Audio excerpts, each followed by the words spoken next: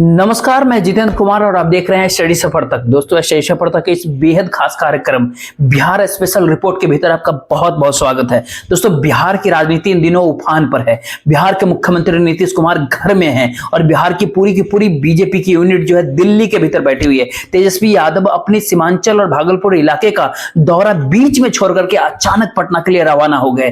तत्काल कोई उनको गाड़ी नहीं मिली तो ट्रेन पकड़ करके वो पटना पहुंच गए। और इन सब बातों के बीच बिहार के मुख्यमंत्री नीतीश कुमार प्रगति यात्रा पे कल पश्चिम चंपारण जाएंगे।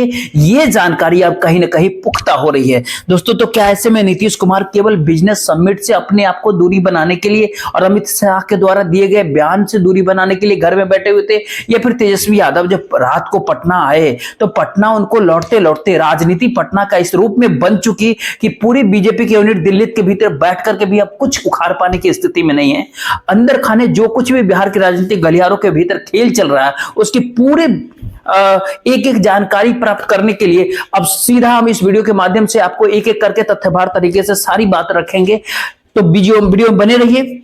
दोस्तों, इन दिनों बिहार की राजनीति कहीं ना कहीं काफी दिलचस्प मोड़ पे है। हम सब जानते हैं आखिर तेजस्वी यादव को भागलपुर जाना था, तेजस्वी यादव उल्टा पटना का ट्रेन पकड़ लेते हैं और उसके बाद पूरी बीजेपी बिहार के वो दिल्ली के भीतर बैठी हुई सम्राट चौधरी, दिलीप जायसवाल, यू टर्न जायसवाल अब कहा जा रहा है बिहार के भीतर दिलीप जायसवाल को। एक दिन पहले नीतीश कुमार की चेहरे की बात करते मीडिया में आकर के, एक दिन बाद कहते कि नहीं वो तो राष्ट्रीय नेतृत्व तय करेगा कि क्या होगा। तो उनको यू टर्न, जैसे कि क्रिकेट के भीतर कहता है ना कि मतलब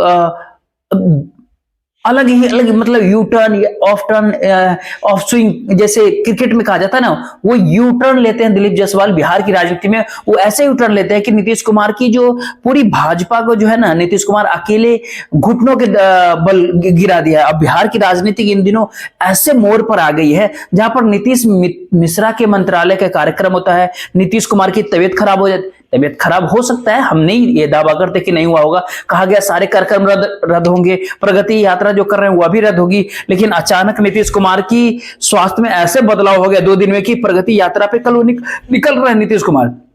बीजेपी को दिल्ली भेज दिया, तेजस्वी को पटना बुला लिया भागलपुर से, और कल से प्रगति यात्रा पे निकलेंगे। आखिर क्या है बिहार की राजनीति का, कहते हैं ना कि छोटा से छोटा जानकारी जो है ना, इस वक्त जो जानकारी मिल रही है कि कल से नीतीश कुमार प्रगति यात्रा के लिए निकल रहे हैं। और सबसे बड़ी बात है कि विगत 48 घंटा के भीतर ऐसा क्या कुछ बिहार के राजनीतिक में हुआ कि 2 दिन पहले गंभीर रूप से नीतीश कुमार बीमार थे और 2 दिन में ऐसा क्या कुछ हुआ कि पूर्ण रूप से नीतीश कुमार स्वस्थ हो गए और कल से प्रगति यात्रा में भी वो शामिल होंगे। तो ऐसे में सवाल ये है, ये कहीं कहीं कंफर्म खबर है, नीतीश कुमार कल से प्रगति यात्रा में शामिल होंगे, वो जाएंगे। लेकिन सवाल है कि वाल्मीकि नगर से शायद ये प्रोग्राम की कहीं ना कहीं शुरुआत होने वाली है। सवाल इन दिनों दिलीप जायसवाल को लेकर के उठने लगा है कि जो तमाम सारे खबरों जो सूत्रों के हवाले से जो मिलते हैं, जो दिल्ली के भीतर तमाम सारे लोग जो इन दिनों बैठे हुए हैं, और दिलीप जायसवाल खुद भी जो बिहार से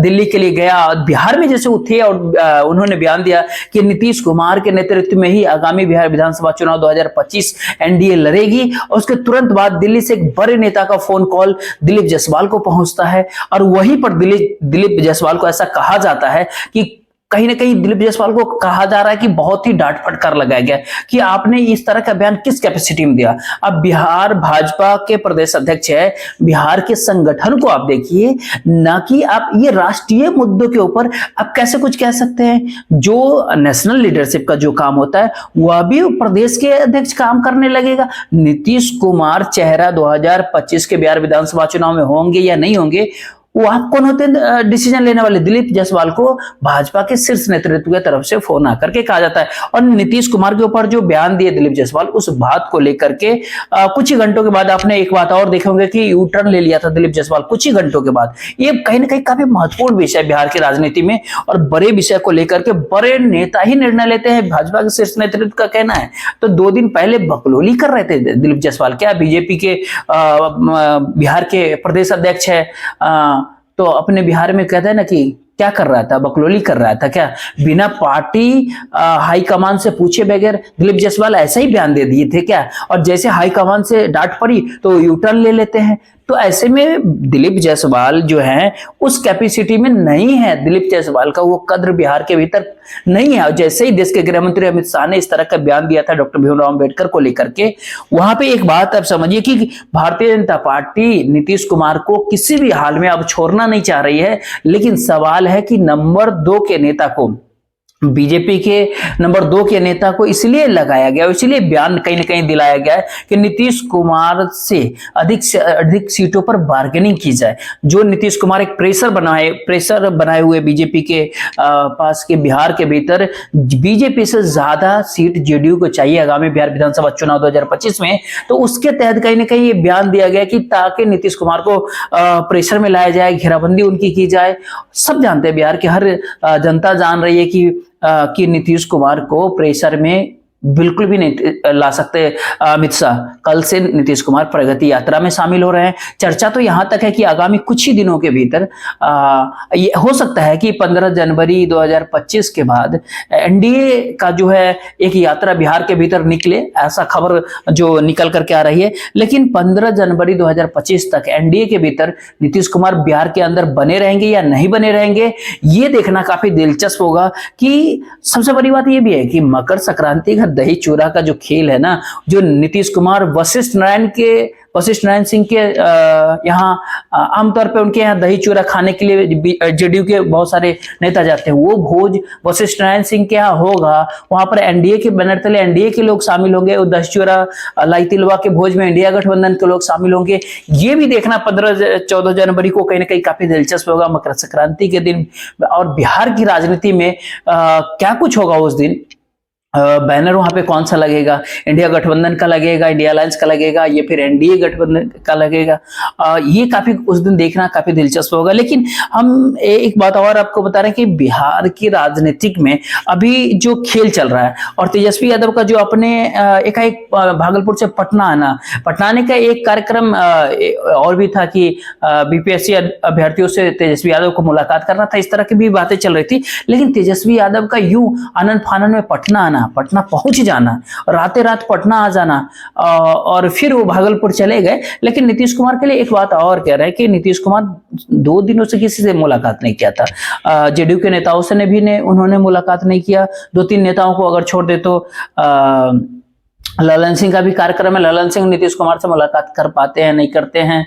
संजय झा का बयान सामने आया है कि नीतीश कुमार के ही नेतृत्व में आगामी बिहार विधानसभा चुनाव लड़ा जाएगा। सम्राट चौधरी से भी जब दिल्ली बीजेपी राष्ट्रीय कार्यालय जब दिल्ली के अंदर गए थे पत्रकार, तो वहां पे जब सम्राट चौधरी से सवाल पूछा पत्रकारों ने, तो सम्राट चौधरी सदे हुए अंदाज में कहा कि मोदी और नीतीश की लीडरशिप में, उनके नेतृत्व में ही आगामी बिहार विधानसभा चुनाव 2025 लड़ा जाएगा। ये नहीं कहा कि अकेले नीतीश कुमार के नेतृत्व में आगामी बिहार का विधानसभा चुनाव लड़ा जाएगा। सवाल है कि अभी यहाँ पर किसके नेतृत्व में चुनाव लड़ा जाएगा, ये कोई बड़ा मुद्दा नहीं है।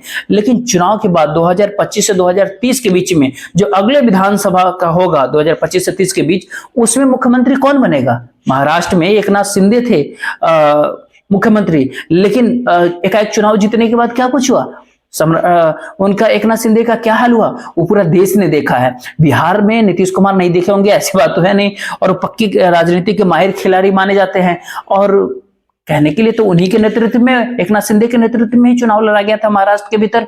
लेकिन यहां पर नीतीश कुमार के नेतृत्व में चुनाव लड़ा जाएगा, और जीतने के बाद क्या उनको फिर से नेतृत्व सौंपा जाएगा या नहीं सौंपा जाएगा? सवाल तो यह है कि अगले विधानसभा चुनाव में अगले 5 साल तक नीतीश कुमार मुख्यमंत्री बिहार के भीतर रहेंगे या नहीं रहेंगे, ये बात भारतीय जनता पार्टी के नेता कोई नहीं कह रहा है। सवाल तो यहां पर उठना चाहिए। 2-3 बातें हैं।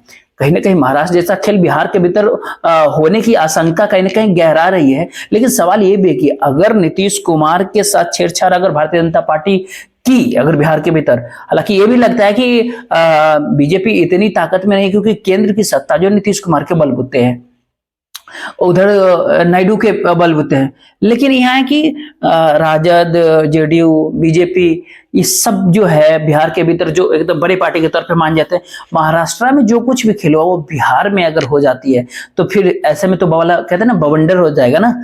तो एक चीज और, झारखंड के भीतर अभी क्या कुछ हुआ, उसके बाद बिहार के भीतर एनडीए की हार होती है, बीजेपी की अगर हार होती है, तो ऐसे में लगता है कि इस रिस्क को कहीं ना कहीं बीजेपी उठाना चाहेगी इस विधानसभा चुनाव में। शायद इस चीज पे थोड़ा अभी संशय के विषय है, लेकिन अमित शाह जो नीतीश कुमार को लेकर के जो बयान दिया, इसको भी कहीं ना कहीं डिकोड करना आज जरूरी है। नीतीश कुमार के तो मुख से नीतीश कुमार के बारे में शाह के द्वारा इस तरह के बयान अभी और भी देखना बाकी है, वो अभी और भी कुछ हो सकता है, क्योंकि उनको नीतीश कुमार के साथ अगर कोई ऑपरेशन चिराग या इस प्रकार का किसी डेवलपमेंट आगामी विधानसभा चुनाव में अगर करना चाहेगी, तो इस बार नीतीश कुमार ऐसा कुछ खेल कर जाएंगे ना बिहार के भीतर कि कहते हैं ना कि इतिहास के पन्नों में दर्ज हो जाएगा ना, उस तरह का कुछ खेल। और इस राजनीतिक घटनाक्रम आप ये भी कह सकते हैं यहाँ पे कि नीतीश कुमार कुछ ऐसा स्टेप भी उठा सकते हैं जो बीजेपी को कहीं ना कहीं एक सबक के तौर पे हो सकता है कि ऐसा भी नेता को सीएम बना दे कि बीजेपी हाथी मसलता रह जाए।